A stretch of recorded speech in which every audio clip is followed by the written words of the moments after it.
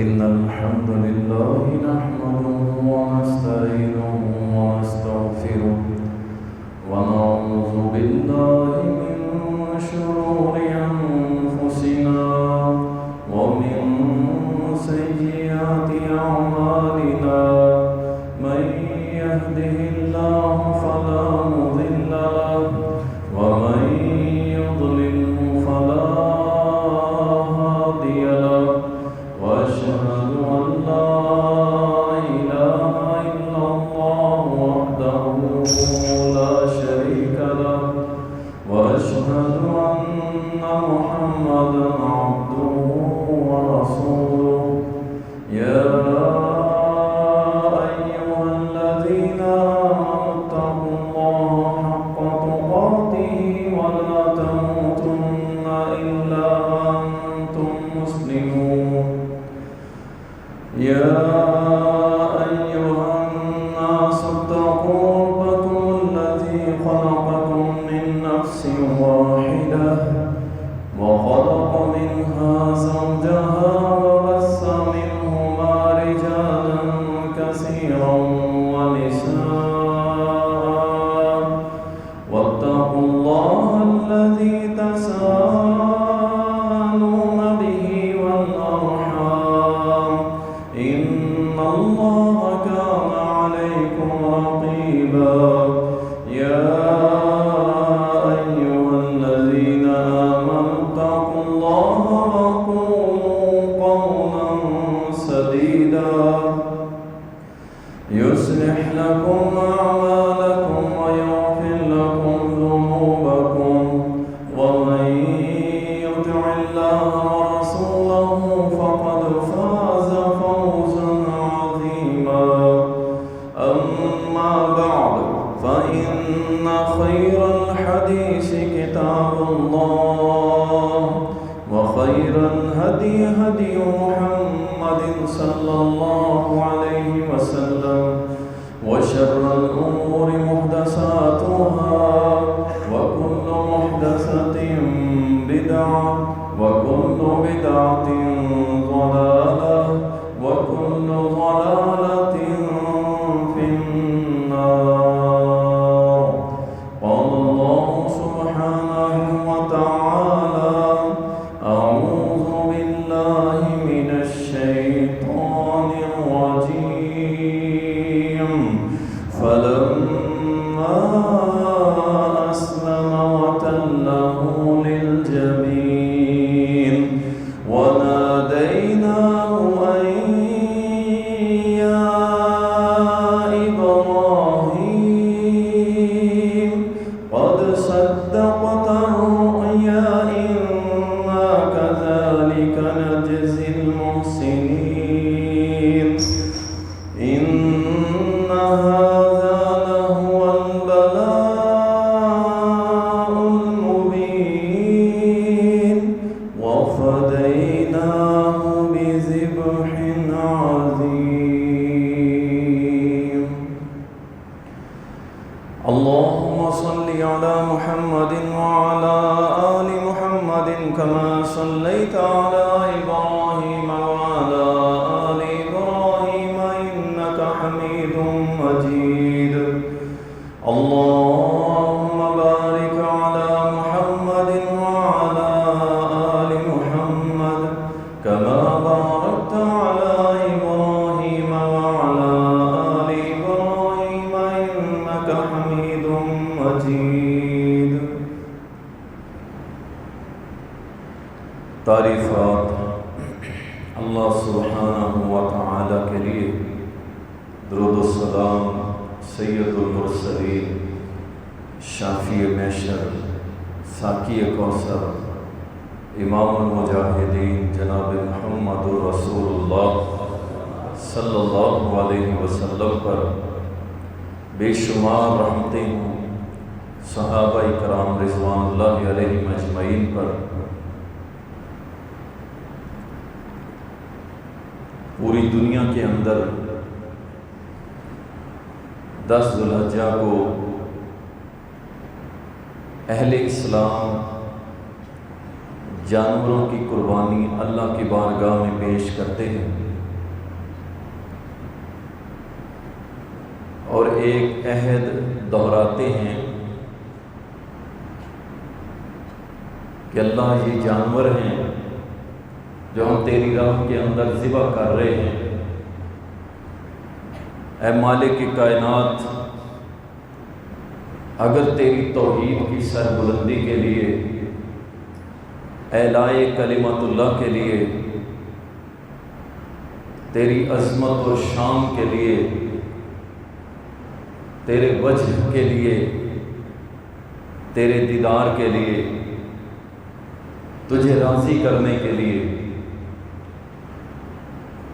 اور تیرے محبوب دین کے غلبے کے لیے اگر ہمیں اپنی جان بھی دینی پڑی، تو جس طرح ہم اپنے مال سے یہ جانور ذبح کر رہے ہیں، اسی طرح ہم اپنا لہو دے کے یہ بات ثابت کریں گے کہ اللہ، ہم تیری ذات پہ، تیری شان پہ اپنی جان نچھاور کرنے سے بھی انکاری نہیں ہیں۔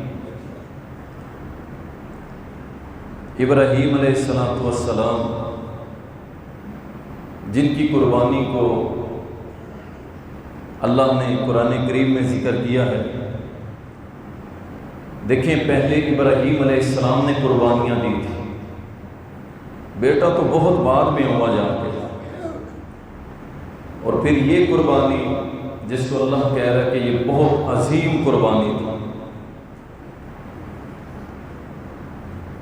اور یہ ابراہیم علیہ السلام کی سنت ہے جس کو اللہ نے جاری کیا اور قیامت تک یہ جاری رہے، اس کو کوئی روک نہیں سکتا۔ طرح طرح کے بہانوں سے کوشش کی جاتی ہے کہ اس کو روکا جائے، لیکن انشاءاللہ تعالی جب تک یہ دنیا قائم ہے، اس سنت سے کوئی بھی اس کو روک نہیں سکتا۔ رسول اللہ صلی اللہ علیہ وسلم، آپ کو بھی اللہ نے حکم دیا فَصَلِّ لِرَبِّكَ وَانْحَرْ، بس آپ اپنے رب کی نماز پڑھیں اور اس کی قربانی کریں اس اللہ کے لیے۔ اور نبی کائنات صلی اللہ علیہ وسلم کا اس میں مستقل عمل ہے۔ سیدنا انس رضی اللہ تعالیٰ بیان کرتے ہیں، صحیح البخاری کے اندر آتا ہے، کہتے ہیں کہ نبی صلی اللہ علیہ وسلم ہمیشہ یا اکثر اوقات، کیونکہ آپ نے کبھی 100 اونٹ بھی کیے ہیں، کبھی گائے بھی کی ہے، کبھی گائے اور بکری بھی کی ہے، لیکن اکثر اوقات نبی صلی اللہ علیہ وسلم 2 مینڈھے اللہ کی راہ میں ذبح کیا کرتے تھے قربانی کے۔ تو سید انس کہتے ہیں میں بھی اپنے نبی کی سنت پہ عمل کرتے ہوئے 2 مینڈھے ذبح کیا کرتا تھا، اور یہ نبی صلی اللہ علیہ وسلم کی مستقل سنت ہے، مستقل سنت ہے۔ اور اسی طرح مسند احمد کے اندر، جامع ترمذی کے اندر، سنن نسائی کے اندر رسول اللہ صلی اللہ علیہ وسلم نے یہ بات ارشاد فرمائی کہ اے لوگوں، ہر سال اپنے گھر والوں کی طرف سے قربانی کیا کرو، یعنی یہ اتنا محبوب عمل ہے کہ جس کے بارے میں نبی کائنات فرماتے ہیں کہ اسے ہر سال کیا کرو، لیکن یہ فرض نہیں ہے، فرض نہیں ہے، کیونکہ سیدنا عمر رضی اللہ تعالیٰ اور سیدنا ابو بکر صدیق رضی اللہ تعالیٰ، امام بہقی اس بات کو نقل کرتے ہیں، وہ کہتے ہیں کہ سیدنا ابو بکر صدیق اور سیدنا عمر فاروق رضی اللہ تعالیٰ کبھی کبھی قربانی نہیں کرتے تھے، اس بات کے مد نظر رکھتے ہوئے کہ لوگ اس کو فرض نہ سمجھیں، چونکہ اللہ کے نبی صلی اللہ علیہ وسلم نے فرمایا میری بھی پیروی کرو اور میرے خلفائے راشدین کی پیروی کرو، اس لیے یہ دونوں جلیل القدر صحابہ کبھی کبھار قربانی نہیں کرتے تھے، اور یہ ان کا موقف تھا اس بات میں کہ لوگ یہ نہ سمجھنے لگ جائیں کہ قربانی فرض ہے، تو اس لیے جس میں استطاعت ہوگی وہ کرے گا۔ حتیٰ کہ رسول اللہ صلی اللہ علیہ وسلم نے فرمایا، سنن ابن ماجہ کے اندر حدیث آتی ہے کہ جس کو اللہ طاقت دے قربانی کرنے کی، اللہ طاقت دے، استطاعت رکھتا ہو، پیسے ہیں اس کی جیب میں۔ بہت سارے لوگ سوال کرتے ہیں جی قرضہ دینا ہے، قربانی کریں۔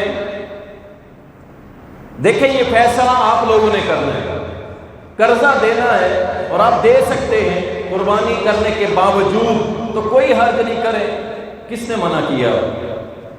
لیکن اگر آپ کے پاس پیسے ہی اتنے ہیں کہ اس سے یا قرضہ اتر سکتا ہے یا قربانی، تو پھر پہلے آپ قرضہ اتاریں۔ یہ نہیں ہوگا کہ آپ پہلے قربانی کریں کہ جناب علاقے میں کیا بنے گا ہمارا۔ اصل میں سب سے بڑا مسئلہ یہ ہے، میں نے اس دن بیان کے اندر، درس قرآن کے اندر بھی یہی بات گزارش کی تھی ایک جگہ، کروڑوں قربانیاں ہوتی ہیں اور ان میں لاکھوں ضائع ہو رہی ہیں۔ کروڑوں قربانیاں ہوتی ہیں اور لاکھوں ضائع ہو رہی ہیں، اور اس کی سب سے بڑی وجہ نیت کا کھوٹ ہے۔ نیت گندی ہے، نیت میں کھوٹ ہے نیرا۔ کوئی کہتا ہے میرا علاقے میں نام ہو، کوئی کہتا ہے میری محلے کے اندر ٹور بن جائے، لوگ کہیں اس کے جانور بڑے اعلیٰ قسم کے ہیں، بڑے زبردست ہیں، میرا نام بنے علاقے کے اندر، میرا ترا اونچا ہو۔ ریاکار بندہ، اس کی کوئی قربانی نہیں، اللہ کے ہاں سے کچھ نہیں ملنے والا۔ قیامت کے روز یہ جائے گا، اللہ کو کہے گا اللہ تیرے لیے قربانی کی تھی، اللہ فرمائے گا نہیں میرے لیے نہیں کی تھی، لوگوں میں نام چاہتا تھا وہ میں نے تجھے دے دیا تھا، میرے لیے قربانی نہیں کی تھی۔ آپ اندازہ کریں، کروڑوں قربانیاں اور لاکھوں ضائع ہو رہی ہیں اس عمل کی وجہ سے۔ اخلاص نہیں ہے کہ اللہ راضی ہو جائے۔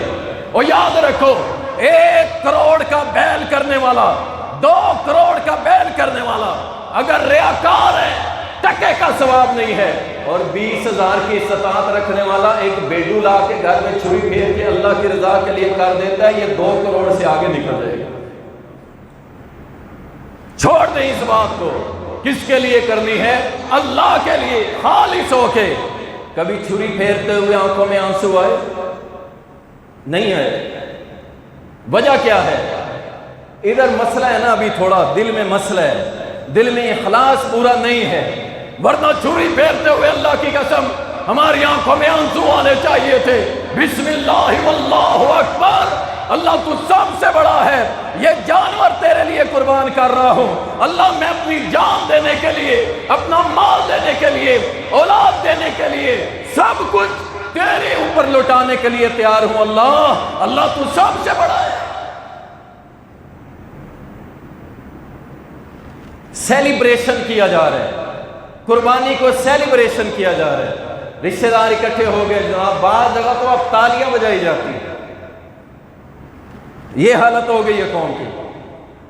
تو یاد رکھیں، ریاکار بندے کی کوئی قربانی نہیں۔ یہ جو ٹک ٹاک سٹار ہے نا، یہ جو فیس بک پہ بڑی سیلفیاں لگا رہے ہیں بکروں چھتروں کے ساتھ، یقین جانیں آپ اپنے ایمان کا تو آپ کا پتہ نہیں، مجھے بارہ میں کمزور ایمان بندہ ہوں بھائی، ریاکاری آ سکتا، ریاکار ریائی نہیں، آپ کا پیسہ ضائع، بس آپ نے گوشت کھایا مزے سے، قربانی کا اجر نہیں ملنے والا۔ اس لیے اخلاص ضروری ہے، اللہ کو راضی کرنا ہے، اللہ کے لیے اور کسی کے لیے نہیں۔ جس کی یہ نیت ہوگی وہ پھر رسی ڈال کے گلی محلوں کی دوڑیں نہیں لگوائے گا، بس خفیہ چپ کر کے بس اللہ کی رضا کے لیے کر دیے۔ اور دوسرا عمل جس کی وجہ سے لاکھوں قربانیاں ضائع ہو رہی ہیں، اور وہ ہے شرک باللہ۔ شرک باللہ، جو اللہ کے ساتھ شرک کرتا ہے، یاد رکھو اس کی کوئی قربانی نہیں ہے۔ اللہ ربی، اس کی کیسی قربانی ہوگی؟ اور لا الہ الا اللہ پڑھتا ہے، سجدے غیروں کو کرتا ہے، لا الہ الا اللہ پڑھتا ہے، گھوڑے کی پوجا کرتا ہے، لا الہ الا اللہ پڑھتا ہے، ہاتھوں میں شباز کلندر کے کڑے پہنتا ہے، لا الہ الا اللہ پڑھتا ہے، چار چار انگوٹھیاں پہن کے کہتا ہے یہ مجھے رزق دیتی ہے، یہ مجھے صحت دیتی ہے، یہ مجھے میری اولاد کو تربیت دیتی ہے اور یہ میری مدد کرتی ہے، لا الہ الا اللہ بھی پڑھتا ہے، اور سبز اور لال رنگ کے دھاگے بھی پہنتا ہے، لا الہ الا اللہ بھی پڑھتا ہے، دعائیں قبروں پہ جا کے مانگتا ہے، لا الہ الا اللہ بھی پڑھتا ہے، نام پیران دیتا اور غوث بخش رکھتا ہے، لا الہ الا اللہ بھی پڑھتا ہے، 50 لاکھ کی کوٹھی بنا کے اوپر ہانڈی سجا دیتا ہے، لا الہ الا اللہ بھی پڑھتا ہے، اور گاڑی کے آگے چھتر لٹکا دیتا ہے، لا الہ الا اللہ بھی پڑھتا ہے، قبروں پہ جا کے باپوں کے نام کی نیازیں بانٹتا ہے، لا الہ الا اللہ بھی پڑھتا ہے، 11ویں کے نام کی کھیریں بھی پکاتا ہے، لا الہ الا اللہ بھی پڑھتا ہے، 12ویں کے نام کے کھیریں بھی پکاتا ہے، لا الہ الا اللہ بھی پڑھتا ہے، رجب کے امام صادق جعفر صادق کے کوڑے بھی کرتا ہے، لا الہ الا اللہ بھی کرتا ہے، اپنی بیٹیوں کو 9 دن کے لیے درباروں پہ چھوڑ کے آتا ہے، لا الہ الا اللہ بھی پڑھتا ہے، اور غیروں کے نام اپنے بچوں کے نام رکھتا ہے اور غیروں کے نام کی قربانیاں کرتا ہے، لا الہ الا اللہ بھی پڑھتا ہے، اور ساری دنیا کے درباروں کا پرستش کرتا ہے، عبادت کرتا ہے، سجدے رکوع کرتا ہے، نظر نیاز مانتا ہے، رکوع اور سجدے کرتا ہے، منت منوتی کرتا ہے، بکرے چھترے کرتا ہے، لا الہ باقی نہیں رہتا۔ دیکھیں ایک چیز رہے گی، یا لا الہ الا اللہ یا شرک باللہ، ان میں سے ایک چیز رہے گی، دوسری نہیں رہے گی، اس بات کو پلے باندھ لے، ایک چیز رہے گی، یا یہاں پہ لا الہ الا اللہ رہے گا یا شرک باللہ رہے گا۔ اگر لا الہ الا اللہ ہوگا تو شرک دفع ہو جائے گا، اگر شرک رہے گا تو لا الہ الا اللہ نہیں رہے گا۔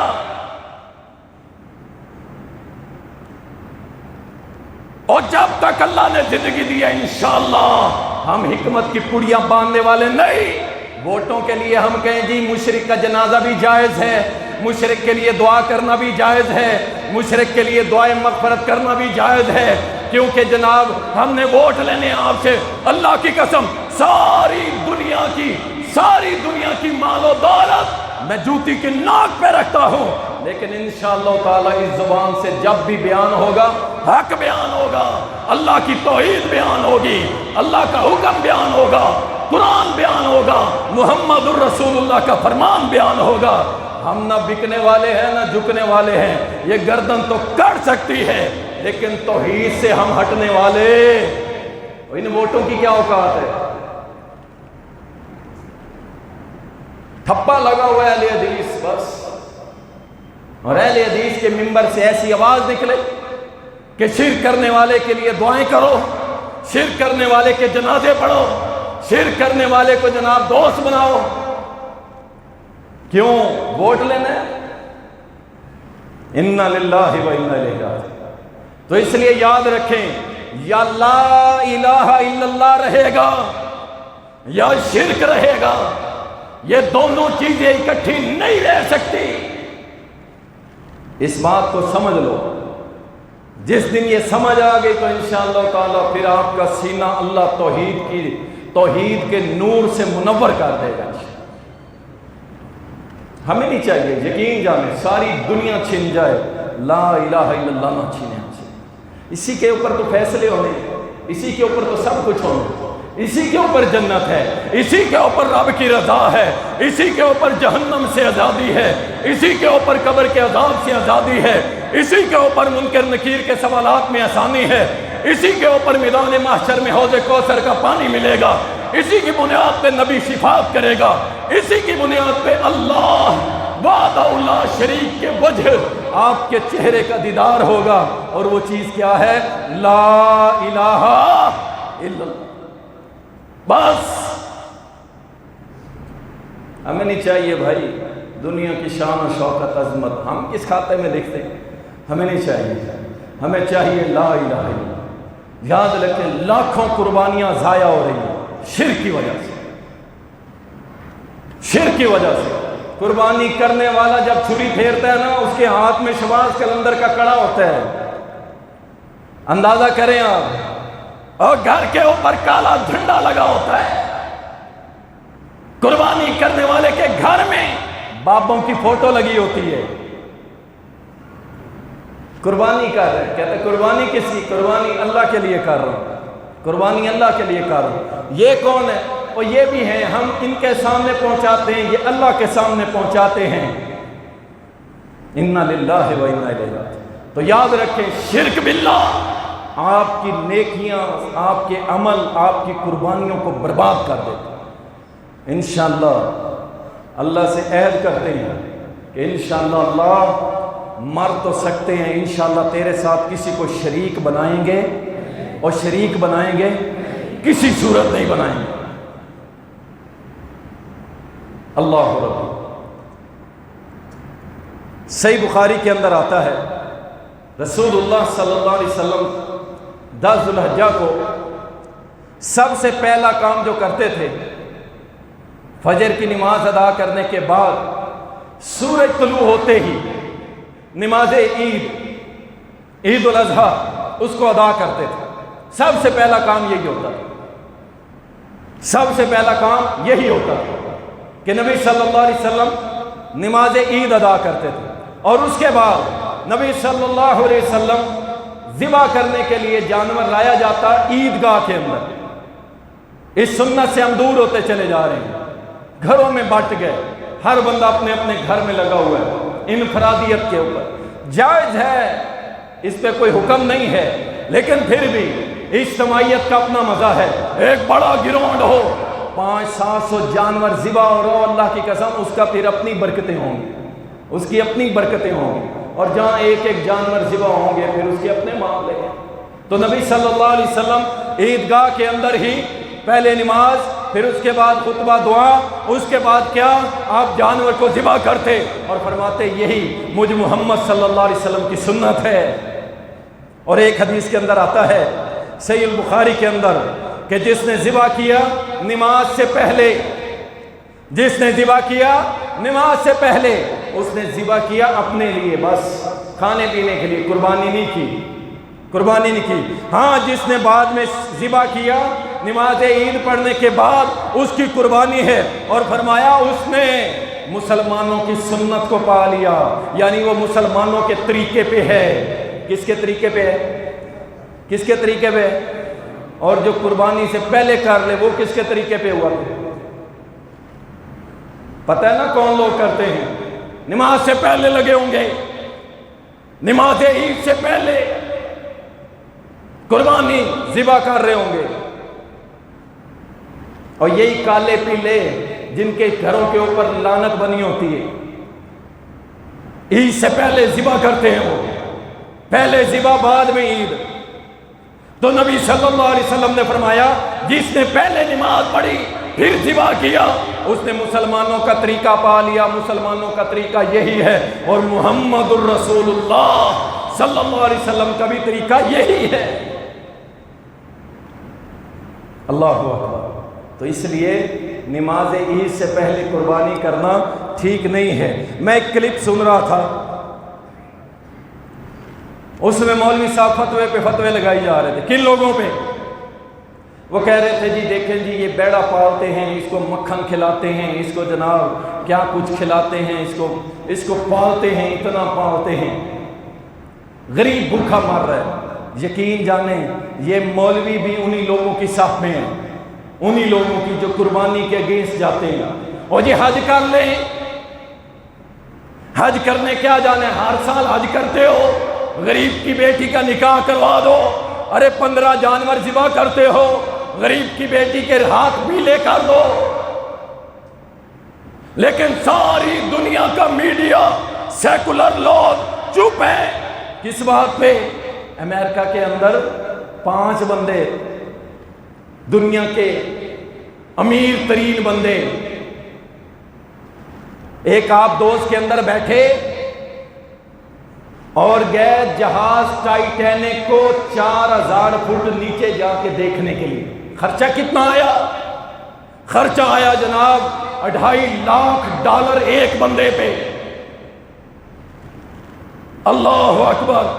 ذرا 300 خود لگا لینا، اور یہ 6-7 کروڑ لگا کے ایک جہاز کو دیکھنے زیر زمین سمندر کی تہہ میں گئے۔ مقصد کیا ہے؟ ٹائٹینک دیکھنا ہے، جس میں پاکستان کے 2 باپ بیٹا بڑے امیر کبیر، ایک فرانس کا امیر، ایک امریکہ کا امیر، یہ 5 بندے امیر ترین کروڑوں روپے لگا کے ایک جہاز کو دیکھنے گئے، زمین کے نیچے گم ہو گئے۔ اب اطلاع مر گئے ہیں سارے، لیکن پوری دنیا کا میڈیا، پوری دنیا کے سیکولر چپ، اور ہماری قربانی پہ اعتراض ہے، ہماری قربانی پہ اعتراض ہے۔ بھائی ہم غریب سے غریب بندہ 25-30 ہزار روپے اکٹھا کرتا ہے سارا سال، ہے تھوڑے تھوڑے اکٹھے کرتا ہے، چلو یار قربانی کریں گے، 1000 روپے رکھ لیتے ہیں، 2 ہزار روپے رکھ لیتے ہیں، چلو 20-22 ہزار کا حصہ ہی ڈال لیں گے۔ اور یہ بدماش کہتے ہیں کیا ضرورت ہے، کیا ضرورت ہے، اور کیا ضرورت تھی 7 کروڑ لگا کے زمین کے اندر سمندر کی تہہ میں جا کے ایک جہاز دیکھنا تھا۔ کسی نے نہیں آواز اٹھائی کہ یار یہ 7 کروڑ ایک بندہ لگا رہا ہے، 35 کروڑ پہ لگا کے ایک ڈوبے ہوئے جہاز کو دیکھنے جا رہے ہو، یہ ٹھیک نہیں ہے۔ غریب کی بچی کے ہاتھ پیلے کر دو، یتیموں کا سہارا بن جاؤ، مسکینوں کو کپڑے لے دو، ہیں کوئی نہیں بولے گا۔ بولیں گے کب؟ جب مسلم امہ کے مسلمان بیت اللہ میں جا کے کہہ رہے ہوں گے لبیک اللہم لبیک لا شریک لک لبیک، جب وہ تلبیہ پڑھ رہے ہوں گے اس وقت ان کو یاد آئے گا، لو جی 10 لاکھ 8 لاکھ لگا کے حج کرنے گئے ہیں، یہاں غریب بھوکے مر رہے ہیں۔ اللہ کی قسم ان کی دوغلی پالیسی کو سمجھو کہ جب مسلمان کرے تو ان کو یتیم یاد آتے ہیں، اور جب یہ خود کریں اس وقت ان کو کوئی یاد نہیں آتا۔ ہم جانتے ہیں تم کتنے خیر خواہ ہو غریبوں کے، ہم نے دیکھا ہے شام کے اندر تمہیں غریبوں کے ساتھ محبت کرتے ہوئے، ہم نے دیکھا ہے تمہیں یمن کے اندر، ہم نے دیکھا ہے تمہیں برما کے اندر، ہم نے دیکھا ہے تمہیں کشمیر کے اندر، ہم نے دیکھا ہے تمہیں افغانستان کے اندر۔ ہمیں معلوم ہے تم کتنا غریبوں سے محبت کرنے والے ہو، ہم سب جانتے ہیں، اور انشاءاللہ تم چیختے رہو، ہم انشاءاللہ ان بکروں کے اوپر اللہ کا نام لے کے چھریاں چلاتے رہیں گے، ہم نہیں رکیں گے۔ اور یہ مولوی صاحب بھی اسی میں سے ہیں، اور جی اتنا مکھن کھلاتے ہیں، جی اتنا پالتے ہیں، جی اتنا پیسہ جانور کو کھلا دیا ہے۔ سنو صحیح بخاری کے اندر ابو امامہ رضی اللہ تعالیٰ کہتے ہیں کہ ہم محمد الرسول اللہ صلی اللہ علیہ وسلم کے شہر مدینہ طیبہ کے اندر جانوروں کو پالا کرتے تھے، ان کو خوراک کھلاتے تھے، ان کو خوب فربا کرتے، موٹا کرتے تھے، اور پھر عید والے دن اس کو ذبح کیا کرتے تھے۔ اس کا مطلب ہے جانوروں کو پالنا، کھلانا، موٹا کرنا یہ صحابہ کی سنت ہے۔ یار مجھے یہ بتاؤ، جو شخص اپنے بیڑے کو مکھن کھلا رہا ہے، بادام کھلا رہا ہے، کیا وہ غریب ہوگا؟ وہ ممکن ہے وہ جتنے پیسے ادھر لگا رہے اس سے کئی گنا زیادہ یتیموں پہ بھی لگا رہا ہو، لیکن مزہ تو تب ہے نا جب پورا سال وہ مکھن سے پلا ہوا وہ بادام کھانے والا بھیڑا یا بکرا جب وہ چھری پھیرے گا نا، پھر اس کو بھی مزہ آئے گا کہ میں نے رب کے نام پہ قربانی دی ہے۔ تمہیں ایک بھیڑا نظر آتا ہے، آؤ محمد الرسول اللہ صلی اللہ علیہ وسلم نے 100 اونٹ ایک ٹائم کے اندر ذبح کر دی، فرمایا سب اللہ کی راہ میں قربانی کر دو، ان کی کھالیں بھی اللہ کی راہ میں صدقہ کر دو، مجھے کچھ نہیں چاہیے، 100 اونٹ لگاؤ فتویٰ، جس کو اللہ نے جتنی طاقت دی کرے۔ اللہ اکبر۔ تو یہ لوگ جو ہیں یہ اس طرح مسلمانوں کا دل توڑتے ہیں، لو جی یتیم بچے مسکین، غربت، ہاں تم غربت کے ٹھیکیدار ہو، IMF کے بدماش ہو، ہم تمہیں اچھی طرح جانتے ہیں، تمہاری ساری بدماشیاں تو ہم سے چھپی ہوئی نہیں۔ ہم وہ ملا نہیں ہیں جو صرف مسجد کے مصلے پہ بیٹھتا ہے اور اٹھ کے گھر چلا جاتا ہے، ہمیں سب پتا ہے، ذرا ہم سے نہیں چھپا ہوا انشاءاللہ۔ لیکن ہم آپ لوگوں کو جگاتے رہیں گے کہ بھائی ان کافروں کی چالوں میں پھنس نہ جانا، ٹھیک ہے نا؟ انشاءاللہ ہم انشاءاللہ قربانیاں کرتے رہیں گے اور جلنے والے جلتے رہیں گے اور ہم ان کو اور جلاتے رہیں گے انشاءاللہ۔ اللہ اکبر۔ کچھ مسائل آپ لوگوں کے سامنے بیان کر دیتے ہیں، اصل میں ہر سال یہ بیان کرنے پڑتے ہیں، اس کی وجہ یہی ہوتی ہے آپ لوگوں کی دین کے معاملے میں دلچسپی نہیں ہوتی. آپ نے کہنا بس مولانا نے خطبہ دے دینا اس نے بتا دے گا بس ٹھیک ہے. زیادہ ہوگا تو بھائی سوشل میڈیا کا دور ہے, واٹس ایپ پہ جناب ایک میسج چھوڑا, قاری صاحب بتائیے گا ذرا. اب تو ماشاءاللہ لوگ جو ہے منڈی میں کھڑے ہوتے ہیں, وہاں سے فوٹو کھینچتے ہیں, اے دیکھو جی کام ٹھیک ہے نا, قاری صاحب کو میسج ہو جاتا. اس لیے ہم خود سیکھنے کے لیے تیار نہیں ہوتے, ٹھیک ہے نا, خود محنت کرنے کے لیے, دین کی طرف بڑھنے کے لیے. یہ وہ مسائل تھے جو فنگر ٹپس میں آپ کو یاد ہونے چاہیے تھے, لیکن نہیں, ہم نے دین کو بس سمجھا ہے کہ مولانا خطبہ دیں گے بس کافی ہے, ہمارا مسئلہ نہیں, یہ مولویوں کا مسئلہ ہے. بھائی سب کا مسئلہ ہے, ہم سب کا مسئلہ ہے, ٹھیک ہے نا. تو نبی صلی اللہ علیہ وسلم کی حدیث ہے صحیح مسلم کے اندر, نبی علیہ السلام نے فرمایا لا تذبحوا الا مسنہ, جانور کی عمر کتنی ہونی چاہیے. بہت سارے لوگ جو غیر اہل حدیث ہیں ان کے ہاں 1 سال کا بکرا بھی ذبح کروا دیا جاتا ہے, 2 سال کی گائے بھی ذبح کروا دی جاتی ہے. کہتے ہیں نہیں کوئی گل نہیں, خیر ہے, 2 دانتا ہونا ضروری نہیں. یا کہ صحیح مسلم کے اندر حدیث ہے, نبی صلی اللہ علیہ وسلم نے فرمایا تم میں سے کوئی بھی ذبح نہ کرے مگر 2 دانت والا, 2 دانت والا. وہ بکرا ہو, وہ بھیڈو ہو, وہ دمبا ہو, وہ گائے ہو, وہ اونٹ ہو, یہ سب کے سب دندے ہونا ضروری ہے, 2 دانت ہونے ضروری ہیں. یعنی پچھلے جو دودھیا دانت ہوتے ہیں وہ گر کے نیچے سے 2 دانت نکلے. ہاں اگر میسر نہیں ہے یہ تو پھر ذبح کر سکتے ہو 1 سال کا بھیڈو, بکرا نہیں, جزا, بھیڑ کا بچہ, دمبے کا بچہ, یہ 1 سال کا آپ ذبح کر سکتے ہیں. ہاں اس میں اختلاف ضرور ہے.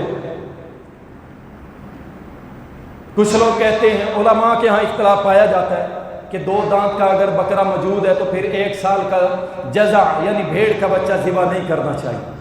تو اس میں اختلاف ہے.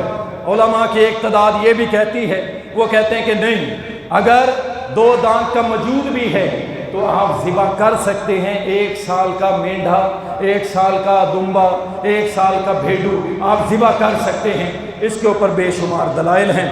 وقت کی کمی کی وجہ سے میں بس مختصر روشنی ڈالتا چلا جاؤں گا. اور اسی طرح حدیث کے اندر بھی آتا ہے, مسند احمد کے اندر آتا ہے کہ رسول اللہ صلی اللہ علیہ وسلم نے فرمایا کہ 2 دانتا جانور اللہ کی راہ میں قربانی کرو, ٹھیک ہے, لیکن اگر 2 دانتا نہیں ہے تو جائز ہے کہ مینڈھا بھی ذبح کر سکتے ہیں.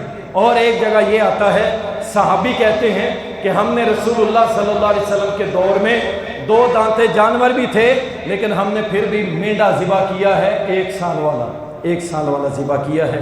اس لیے ذبح کیا جا سکتا ہے, اس کی قربانی ہو سکتی ہے. اور اسی طرح جزا کی عمر جو ہے 1 سال. کچھ لوگ کہتے ہیں کہ 6 مہینے عمر ہو, سال کا نظر آئے تب بھی ہو جاتا ہے. یہ نہیں. امام ابن تیمیہ رحمۃ اللہ علیہ مجموع الفتاوی کے اندر فرماتے ہیں کہ لفظ جزع جو استعمال ہوا ہے, بھیڑ کا بچہ, دمبے کا بچہ, اس کی عمر کم از کم 1 سال ہونا ضروری ہے. 1 سال کے بچے کو ہی جزع کہتے ہیں, اس سے کم کو نہیں. کچھ کہتے ہیں جی 6 مہینے کا ہے, سال کا نظر آتا ہے کر لیں, تو بھائی نہیں ہوتی, اس کی قربانی نہیں ہوتی. 1 سال کا بھیڑ کا بچہ, دمبے کا بچہ ہونا ضروری ہے. بکرا 2 دانتا ہونا ضروری ہے, اس کے علاوہ اس کی قربانی نہیں ہوتی ہے. اور اسی طرح خصی جانور, کچھ لوگ کہتے ہیں, اس پہ اعتراض کرتے ہیں کہ یہ بھی دیکھیں جی عیب ہے نا, یہ بھی عیب ہے, جبکہ یہ عیب نہیں ہے. رسول اللہ صلی اللہ علیہ وسلم کی سنت ہے خصی جانور ذبح کرنا, نبی صلی اللہ علیہ وسلم نے کیے ہیں. اور اسی طرح غیر خصی جانور, یہ بھی سن لیں, کچھ ہمارے بھائی جو ہیں وہ غیر خصی جانور کہتے ہیں نہیں یہ نہیں ذبح کرنا چاہیے. دیکھیں اس کی ممانعت نہیں ہے. خود رسول اللہ صلی اللہ علیہ وسلم نے بھی غیر خصی جانور ذبح کیا ہے. دونوں جائز ہیں, ٹھیک ہے نا جی, دونوں جائز ہیں. کچھ خاص لوگوں کو یہ نہ کہیں کہ یہ تو وہ کرتے ہیں, ٹھیک ہے نا, غیر خصی جانور فلاں گروہ والے کرتے ہیں. نہیں, رسول اللہ صلی اللہ علیہ وسلم نے بھی کیا ہے. خصی ہو یا بغیر دونوں جو ہیں وہ جائز ہیں۔ اسی طرح کچھ لوگ کہتے ہیں رات کو قربانی نہیں کر سکتے، تو ایسی کوئی دلیل نہیں، کوئی صحیح حدیث موجود نہیں ہے کہ جس کی بنیاد پہ ہم کہیں گے رات کو نہیں ہوگی دن کو ہوگی، ٹھیک ہے نا۔ آپ 4 دن قربانی کے ہیں، 10 ذوالحجہ، 11، 12 اور 13 کے غروب آفتاب تک آپ قربانی کر سکتے ہیں، دن میں بھی رات میں بھی، جب مرضی کریں، آپ کو کوئی ممانعت نہیں، جب فرصت ملے آپ کر سکتے ہیں۔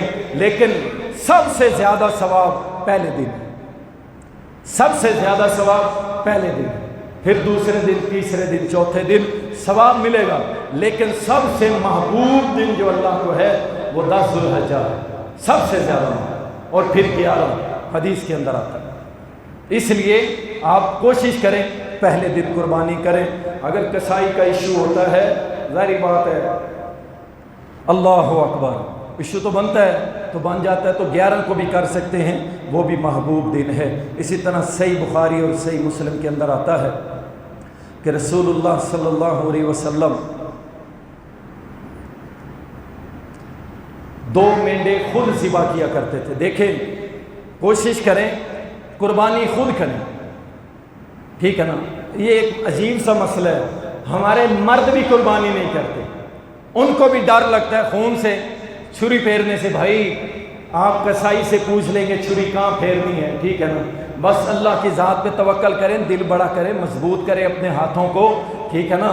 اور یہ پریکٹس ہے، پریکٹس، کہ انشاءاللہ کل اللہ کے دشمن کافر ہمارے ہاتھ آ گئے تو ان کے گردنوں پہ چلانی پڑی، تو پھر یہ نہ ہو آپ کو 1122 لے جائے اٹھا گئے، ٹھیک ہے نا۔ پریکٹس ہے، ٹھیک ہے، ہمت کریں، دل بڑا کریں۔ نبی صلی اللہ علیہ وسلم نے 60 یا 67 اونٹوں کے اوپر نہر کیا تھا، نہر۔ آپ اندازہ کریں نہر کرنا کتنا مشکل ہے، وہ نیزے کے ساتھ جو اونٹ کو کیا جاتا ہے، نبی علیہ السلام نے خود کیا، اور باقیوں کے بارے میں حضرت علی کو کہا کہ آپ ذبح کر دیں۔ اس لیے کوشش یہ کرنی چاہیے کہ آپ ذبح خود کریں۔ اچھا کسائی ہوگا، کسائی یا علی مدد والا نکل آیا تو پھر ہیں، یا غوث اعظم مدد والا نکل آیا تو پھر، تو میرے بھائی اس سے بہتر ہے چھری آپ خود چلائیں، خود پھیریں، ٹھیک ہے۔ نہیں تو کم سے کم کسی مولوی صاحب کو بلا لینا جو قریب ہو، ٹھیک ہے۔ اب سارے جو ہے نا پھر مجھے فون نہیں کرنا، جو جس کے قریبوں سے بلا لینا، اور بسم اللہ ہی اللہ اکبر، ٹھیک ہے جی، یہ آپ نے کرنا ہے۔ اور کوشش کریں انشاءاللہ۔ صحیح بخاری کے اندر آتا ہے ابو موسیٰ رضی اللہ تعالیٰ اپنی بیٹیوں کو حکم دیتے تھے، ابو موسیٰ رضی اللہ تعالیٰ حکم دیتے تھے اپنی بیٹیوں کو کہ آؤ ذبح کرو، قربانی کے جانور کو ذبح کرو، اللہ اکبر۔ اور ہمارے بچے اور بچیاں کمروں میں بند ہو جاتے ہیں، کمروں میں بند، ڈر کے مارے، خون ہے خون، اللہ اکبر۔ اور صحابیات اپنے والد کے حکم پہ ذبح بھی کرتی ہے، اور ایک صحابیہ کے بارے میں آتا ہے اس نے جانور ذبح کیا پتھر کے ساتھ، پتھر نوکدار بنا کے اور اس کی رگ کو کاٹا جاتا تھا، اس نے ذبح کیا اور اس کا گوشت بھی کھایا گیا، نبی صلی اللہ علیہ وسلم نے بھی کھایا۔ کچھ لوگ کہتے ہیں عورت کے ذبیحے کا گوشت کھانا جائز نہیں، جائز ہے بھائی، نبی علیہ السلام نے کھایا ہے، ٹھیک ہے نا، اور ان کی قربانی بھی جائز ہے، آپ کروائیں، کوشش کریں خود لگ کے ساتھ، اللہ اکبر، اللہ کے کلمے کو بلند کرتے ہوئے۔ اور اسی طرح المستدرک حاکم کے اندر آتا ہے، عبداللہ ابن الشام رضی اللہ تعالیٰ بیان کرتے ہیں کہ نبی صلی اللہ علیہ وسلم نے فرمایا آپ ایک بکری پوری فیملی کی طرف سے بھی ذبح کر دیتے، ایک بکری، ٹھیک ہے نا جی۔ اچھا کرنی کس کی طرف سے؟ جو جوائنٹ فیملی ہے نا، ہمارے یہاں اکثر ایسے ہوتا ہے، ابا گھر میں بیٹھے، ظاہری بات ہے اس نے محنت کی ہے ساری زندگی، اب وہ سرداری کرتا ہے اور یہ اس کے لائق ہے، یہ اس کی شان ہے، یہ اس کی عظمت ہے، اور یہ اس کا مقام اور حق ہے کہ وہ سرداری کرے، ٹھیک ہے نا، وہ سرداری کرتا ہے۔ بیٹے جو لاتے ہیں ابا جی کو دے دیتے ہیں، ابا جی ایک بکری بھی اگر لا کے گھر میں ذبح کر دیتا ہے تو وہ سب کی طرف سے قربانی ہو جاتی ہے، ٹھیک ہے نا۔ اب کئی گھر ایسے ہیں جہاں پہ افراد کی تعداد 27 ہے، 30 ہے، 40 ہیں کٹھے، وہ بھی کر سکتے ہیں، ایک بکری بھی کفایت کر جاتا ہے، ٹھیک ہے۔ اگر حصے رکھیں گے تو میرے بھائی 40 حصے رکھو گے نا اگر، تو پھر آپ خود پریشان ہو جائیں گے۔ اس لیے نبی صلی اللہ علیہ وسلم کی یہ بھی سنت ہے، آپ نے ایک بکری ذبح کی اپنی فیملی کی طرف سے، بعض دفعہ آپ نے ایک گائے بھی کی ہے اپنی بیویوں کی طرف سے، اور 100 اونٹ بھی کیے ہیں۔ تو جو جتنی استطاعت رکھتا ہو کر سکتا ہے، لیکن منیمم کم از کم ایک بکری ایک فیملی کی طرف سے ذبح کر دی چاہیے۔ اور اسی طرح صحیح مسلم کے اندر آتا ہے، سیدنا جابر رضی اللہ تعالیٰ بیان کرتے ہیں، کہتے ہیں کہ نبی صلی اللہ علیہ وسلم نے حج کے موقع پر ہمیں یہ حکم دیا کہ 7 حصے رکھو گائے میں اور 7 حصے رکھو اونٹ میں، 7۔ ٹھیک ہے جی۔ دوسری حدیث جامع ترمذی کے اندر عبداللہ ابن عباس رضی اللہ تعالی عنہما وہ کہتے ہیں کہ ہم ایک سفر میں تھے، یعنی سفر میں بھی قربانی کرنا جائز ہے، کر سکتے ہیں۔ ہم سفر میں تھے تو رسول اللہ صلی اللہ علیہ وسلم نے حکم دیا کہ ہم گائے میں 7 حصے رکھیں اور اونٹ میں 10 حصے رکھیں۔ اس میں پھر آگے سلف صالحین کے ہاں یہ بات اور یہ موقف بھی پایا جاتا ہے کہ جب آپ سفر حج میں ہوں گے، حج کے لیے جائیں گے تو وہاں پہ 7 حصے رکھیں گے، اور جب آپ اپنے گھر ہوں گے یا عام سفر کے اندر ہوں گے تو آپ کیا کریں گے، گائے میں 7 اور اونٹ میں 10 رکھ سکتے ہیں۔ 7 بھی 10 بھی دونوں حصے آپ اونٹ میں رکھ سکتے ہیں، اس میں کوئی مسئلہ نہیں ہے۔ اور اسی طرح رسول اللہ صلی اللہ علیہ وسلم کے صحابی ہیں حضرت شداد بن اوس رضی اللہ تعالیٰ، وہ کہتے ہیں میں نے نبی صلی اللہ علیہ وسلم سے 2 باتیں بڑے اچھے طریقے سے سیکھی تھی۔ ایک یہ کہ جب کسی کو قتل کرو تو اچھے طریقے سے کرو، اچھے طریقے سے۔ کیا مطلب بھائی؟ یہ عام قتل کی بات نہیں ہو رہی، جب کسی کو قصاص میں قتل کیا جاتا ہے، قتل کے بدلے قتل، یا مرتد ہو گیا، دین سے پھر گیا، اس کو قتل کرنا پڑتا ہے، تو اس صورت کے اندر اسے ایسے قتل کرو، دیکھیں مرتد اس کی گردن اترے گی، قتل کے بدلے قتل، گردن اترے گی۔ لیکن تیسرا جو مقام ہے نا جس کے بدلے اسے قتل کیا جائے گا وہ بڑا تکلیف دے۔ دیکھیں وہ رحمت اللہ علیہ کیا فرما رہے ہیں، قتل کے بدلے قتل، تکلیف نہ ہونے دینا، تکلیف نہ ہو، ٹھیک ہے۔ مرتاد ہو گئے، چلو پھر بھی تکلیف نہ دینا، ایک جھٹکے میں پار کر دو۔ لیکن تیسرا جرم فرمایا شادی شدہ ہے، زانی ہے، اس کو گردن تک دفن کرو اور پتھر مارو، پھر اسے تکلیف دو، یہ گندا ہے، اللہ نے اس کو بیوی دی اور ساتھ حکم دے دیا فَانكِحُوا مَا طَابَ لَكُم مِّنَ النِّسَاءِ مَثْنَىٰ وَثُلَاثَ وَرُبَاعَ، ایک پہ گزارا نہیں، 2 کرو، 3 کرو، 4 کرو۔ لیکن یہ شادی شدہ ہے، پھر بھی گندے راستے پہ، پلید راستے پہ، حرام راستے پہ جاتا ہے۔ فرمایا اس کی گردن دفن کرو، گردن تک زمین میں، اور پتھر مار مار کے اس کو مار۔ گناہ کی راہ نہیں، زنا کی راہ نہیں، حلال کی راہ۔ تو قتل کرنے کا مطلب ہے قصاص میں یا مرتد ہو گئے تو اتنی تیز تلوار ہو کہ ایک جھٹکے میں کاٹ کے اسے ختم کر دے۔